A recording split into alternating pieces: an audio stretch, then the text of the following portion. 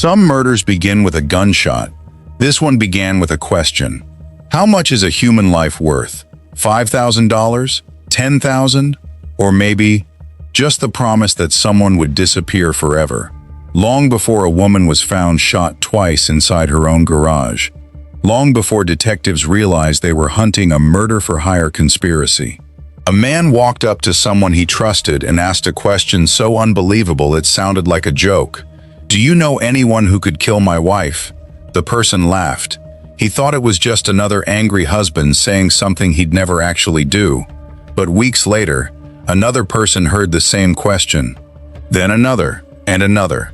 One by one, people walked away believing they had just heard an impossible conversation.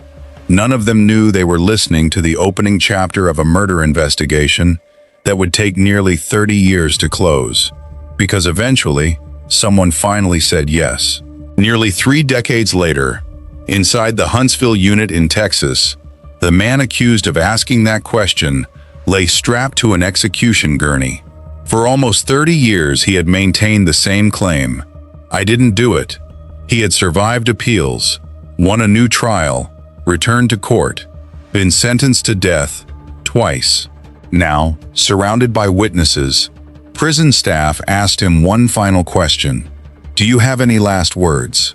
After decades of legal arguments, thousands of court documents, and one of the longest-running murder-for-hire cases in Texas history, his answer was just one word: no. Minutes later, the execution began.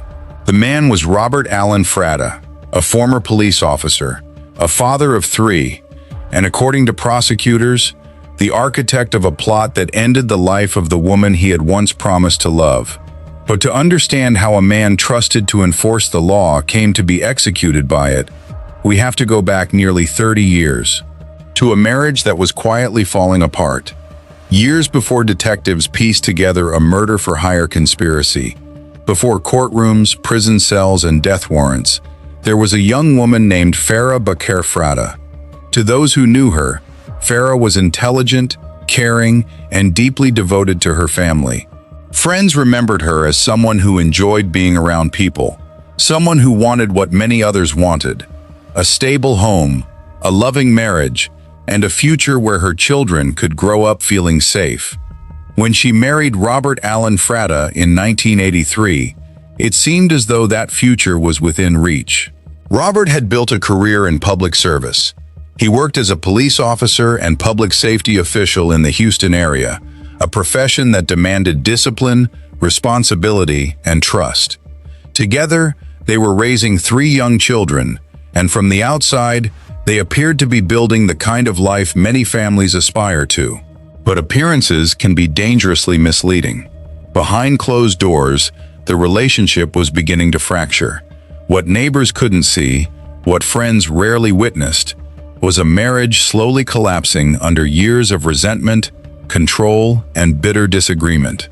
As the cracks widened, conversations inside the home became arguments. Arguments became accusations. And before long, the couple found themselves fighting over something neither was willing to lose: their children. By 1992, Farah had reached a decision she believed would give her and her children a better future. She filed for divorce. For Farah, it was the beginning of a new chapter. According to prosecutors, for Robert, it was the moment everything changed. Because while Farah believed she was walking away from a broken marriage, investigators would later argue that Robert had already begun thinking about a far more permanent solution. Divorce is often messy. Arguments over money, the family home, and even custody of the children can push people to say things they don't truly mean. That's exactly why, when Robert Fratta first spoke about killing his wife, almost no one believed him. At first, it sounded like the kind of reckless comment people make in the middle of a bitter separation. But then, he asked again and again.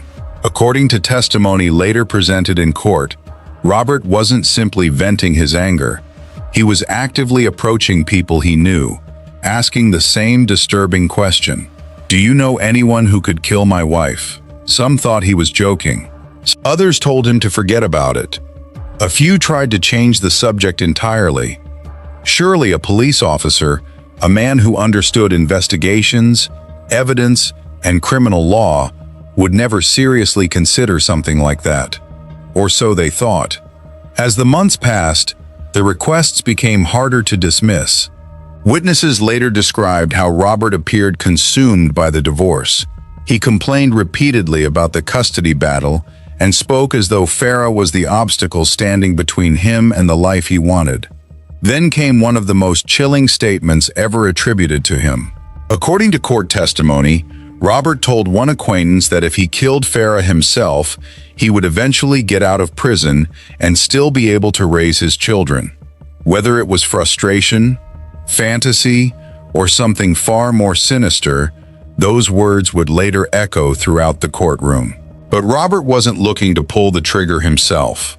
According to prosecutors, he wanted someone else to do it. Eventually, one of those conversations reached a man named Joseph Pristash. Unlike everyone before him, Pristash didn't simply walk away. Instead, prosecutors said he became the middleman. And through him, Robert was introduced to another man, Howard Guidry, a man willing to do something that everyone else had refused, for the right price. What had started as disturbing conversations was now, according to investigators, becoming a carefully arranged conspiracy. Frata had no idea. As she tried to rebuild her life after filing for divorce, she couldn't have known that somewhere beyond her sight, people were allegedly discussing the price of her death. On the evening of November 9, 1994, Frata was doing something she had done countless times before. She drove home. There was nothing unusual about the journey. No flashing warning signs. No reason to believe that this ordinary night would be the last of her life. As she pulled into the driveway of her home in Atascocita, Texas, the garage door slowly opened. She guided her car inside. The neighborhood was quiet. Inside the house, everything appeared exactly as it should. But Frata wasn't alone.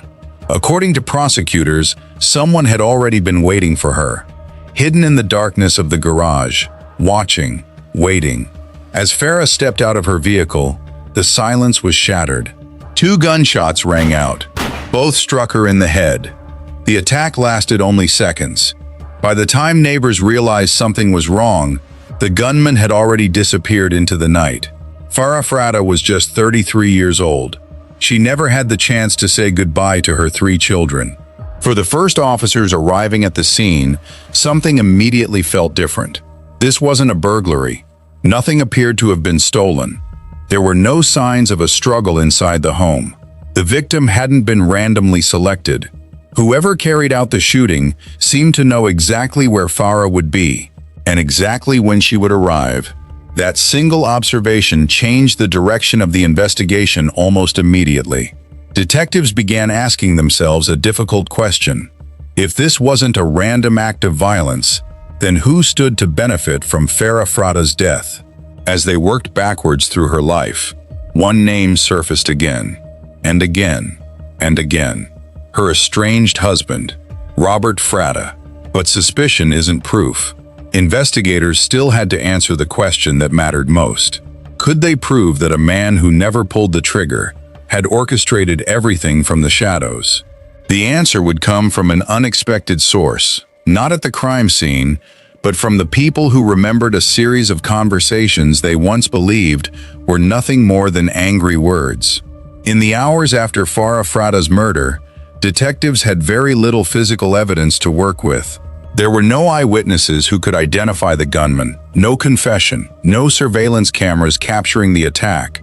Whoever carried out the shooting had disappeared almost without a trace. At first glance, the case looked as though it had been carefully planned. But experienced investigators know something most criminals eventually forget. The perfect murder doesn't usually fall apart because of what happens after the crime. It falls apart because of what happened before it. As detectives began interviewing the people closest to Frata, one interview led to another, then another, and another. What started as routine questioning quickly revealed a pattern that was impossible to ignore. Different people, from different parts of Robert Frata's life, were telling remarkably similar stories. One witness remembered Robert asking if he knew anyone who would kill his wife. Another recalled a nearly identical conversation. Then another came forward. None of these people knew each other well. None had coordinated their stories, yet they all described the same disturbing requests. Detectives weren't hearing one isolated allegation. They were hearing the same story, repeated through different voices. That was the first major crack. Then came another. Their investigation led them to Joseph Pristash. According to prosecutors, Pristash wasn't the man who pulled the trigger. He was the man who connected Robert Fratta to someone willing to do it. Following that trail brought detectives to Howard Guidry. But investigators still needed something more than witness statements. They needed evidence that could tie the conspiracy together. That breakthrough came from someone who probably never imagined she would become part of a capital murder investigation. A woman named Debbie Gipp. Months before the murder, Joseph Pristash had left a revolver at her apartment. Something about the firearm made her uneasy. So uneasy, in fact, that she wrote down its serial number. At the time, it seemed like a meaningless precaution. Months later, it became one of the most important numbers in the entire investigation. Detectives traced that serial number to a .38 caliber Charter Arms revolver that had once belonged to Robert Fratta. It was a connection prosecutors argued could not be ignored. Phone records added another layer. Investigators found communication between the men around the time of the murder, helping prosecutors build a timeline that they believed showed coordination rather than coincidence. Individually, each piece of evidence might have been explained away. An angry conversation, a phone call, a revolver, a witness. But together, prosecutors believed they formed something much more powerful. Not a collection of coincidences, but the blueprint of a murder-for-hire conspiracy. By April 1995, detectives believed they had enough. The investigation that began with a woman found dead in her own garage was about to end with 3 men in handcuffs. But proving a case in court would be far more difficult than making an arrest. On April 21, 1995, Robert Fratta was arrested and charged with capital murder. So were Joseph Pristash, the alleged middleman, and Howard Guidry, the man prosecutors identified as the gunman. From the very beginning, Robert Fratta denied every allegation. He insisted he had never hired anyone to kill his wife. Yes, he admitted the marriage had been falling apart. Yes, the divorce had been bitter. But he maintained that investigators had built their case on assumptions, unreliable witnesses, and circumstantial evidence. The prosecution saw it very differently. Inside the courtroom, they carefully reconstructed what they believed had happened, not with a single dramatic piece of evidence, but with dozens of smaller pieces that, together, painted a disturbing picture. Witness after witness took the stand. Several described hearing Robert ask the same chilling question, "Do you know anyone who could kill my wife?" Others spoke about his anger during the divorce and his determination to stop Farah from gaining custody of their children. Then came the physical evidence, the revolver, the phone records, the connections between Fratta, Pristash, and Guidry.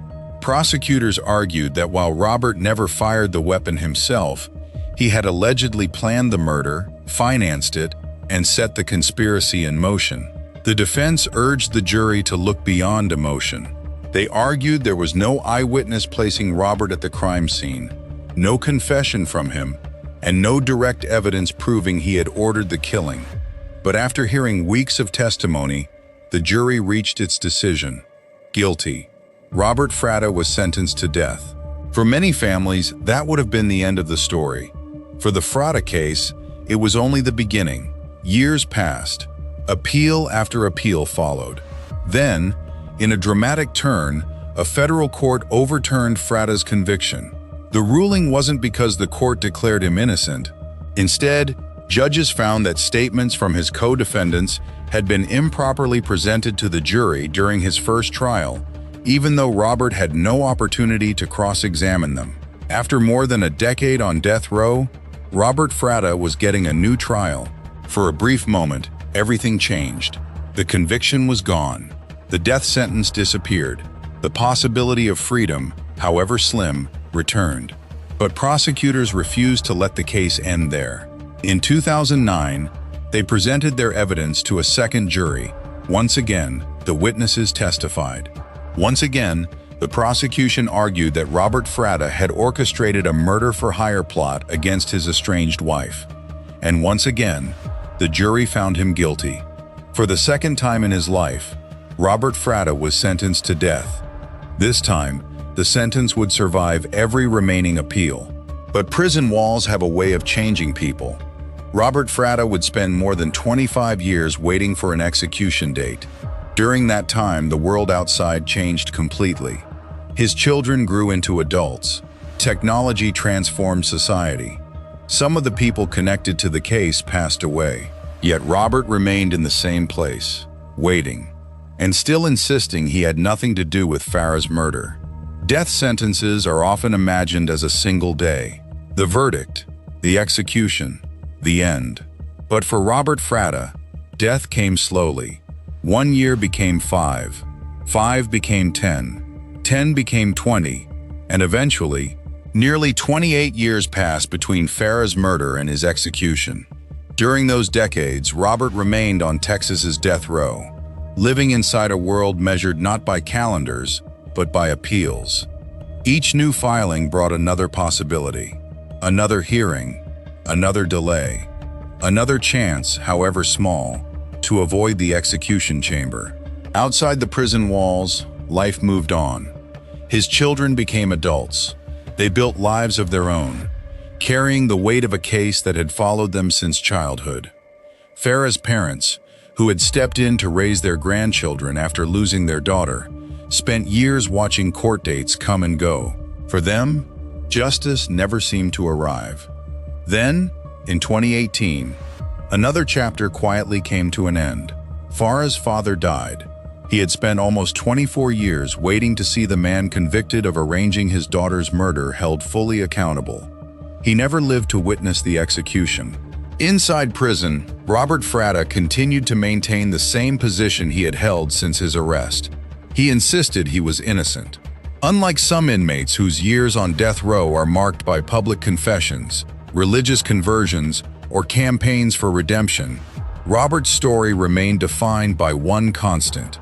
He rejected the state's version of events. Appeal after appeal challenged his conviction. His lawyers argued that mistakes had been made, that evidence had been mishandled, that witnesses should never have been allowed to testify in certain ways. But one by one, the courts rejected those arguments. Each ruling brought him one step closer to an outcome that had first been handed down decades earlier. Eventually, there were no more courts left to ask, no more appeals to file, no more delays to request. Only a date, January 10th, 2023. For the first time in nearly 3 decades, Robert Fratta wasn't waiting for another hearing. He was waiting for his final day. For nearly 28 years, January 10th, 2023 had been just another date on a calendar. Now, it had become Robert Fratta's last. Inside the Polunsky unit, where Texas houses its death row inmates, the routine was different that morning. Every movement carried a sense of finality. The man who had spent decades fighting for another chance had almost run out of time. But even on his final day, the legal battle wasn't over.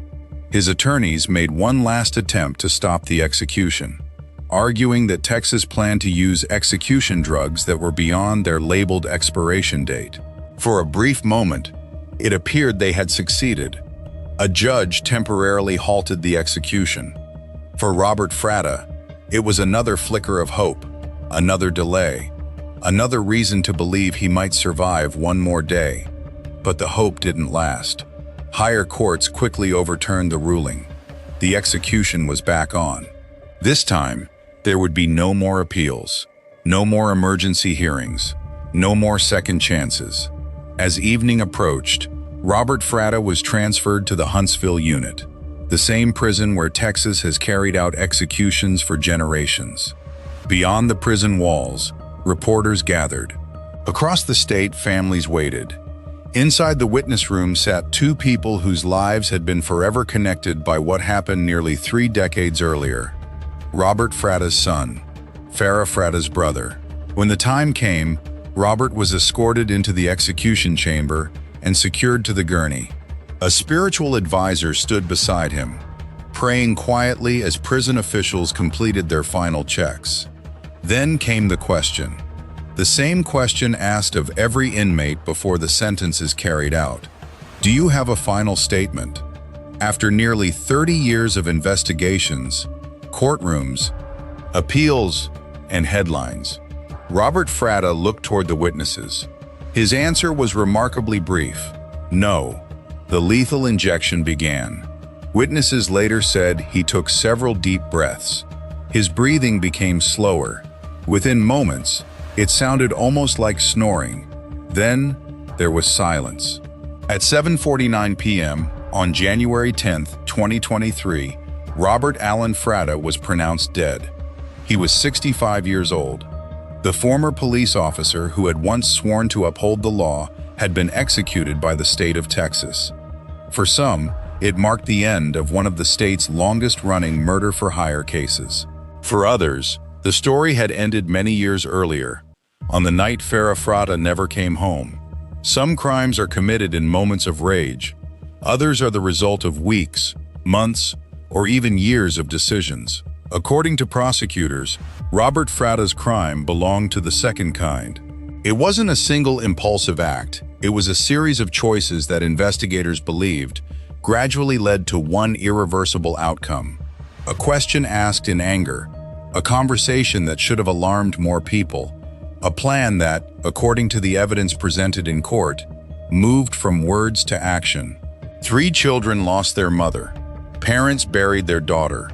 A family was divided for decades. And nearly 29 years later, another life ended inside an execution chamber. Whether people support the death penalty or oppose it, one fact remains beyond dispute. Fratta never got the chance to watch her children grow up. That choice was taken from her forever. Perhaps the greatest lesson from this case isn't about capital punishment at all. It's about obsession, about what can happen when anger turns into entitlement, when control becomes more important than compassion, and when someone begins to believe another person's life is simply an obstacle to be removed. Because in the end, the cost of refusing to let go wasn't measured in court documents or prison years. It was measured in lives that could never be put back together. If you found this story meaningful, consider subscribing to the Execution Files. Every case we tell is a reminder that behind every headline is a human story, and sometimes a lesson that should never be forgotten.